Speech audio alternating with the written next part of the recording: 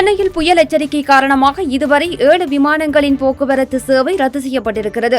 தென்கிழக்கு வங்கக்கடலில் நிலை கொண்டுள்ள காற்றழுத்த தாழ்வு பகுதி ஆழ்ந்த காற்றழுத்த தாழ்வு மண்டலமாக வலுப்பெற்று நேற்று முன்தினம் இரவு 11:30 மணியளவில் புயலாக மாறியது.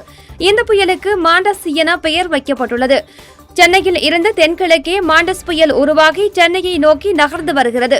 இந்த மாண்டஸ் புயல் காரணமாக தமிழகத்தில் பல இடங்களில் மிக கனமழை பெய்யும் என இந்திய வானிலை மையம் எச்சரிக்கை விடுத்திருக்கிறது.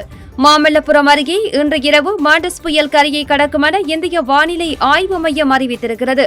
புயல் கரையை கடக்கும் போது 65 முதல் 85 கிலோமீட்டர் வேகத்தில் காற்று வீசும் எனவும் வட தமிழ்நாடு புதுச்சேரியில் மிக மிக பலத்த மழை பெய்யக்கூடும் என்றும் வானிலை ஆய்வு மையம் எச்சரிக்கை விடுத்திருக்கிறது.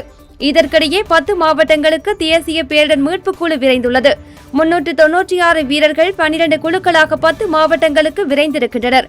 அதன்படி சென்னை, திருவள்ளூர், செங்கல்பட்டு, காஞ்சிபுரம், விழுப்புரம், நாகை, தஞ்சை, திருவாரூர், கடலூர், மயிலாடுதுறை மாவட்டங்களுக்கு தேசிய பேரிடர் மீட்புக் குழு விரைந்துள்ளது. மேலும் தமிழக அரசு புயலை எதிர்கொள்ள பல்வேறு முன்னெச்சரிக்கை நடவடிக்கைகளை மேற்கொண்டு வருகிறது. மாண்டஸ் புயலின் எதிரொலியாக சென்னையில் இருந்து 7 விமானங்கள் ரத்து செய்யப்பட்டிருக்கின்றன. கொழும்பு, தூத்துக்குடி, கடப்பா, மும்பை செல்லும் விமானங்கள் ரத்து செய்யப்பட்டுள்ளன. அதேபோன்று கொழும்பு, தூத்துக்குடி, கடப்பா நகரங்களில் இருந்து வரும் விமானங்களும் ரத்து செய்யப்பட்டிருக்கின்றன.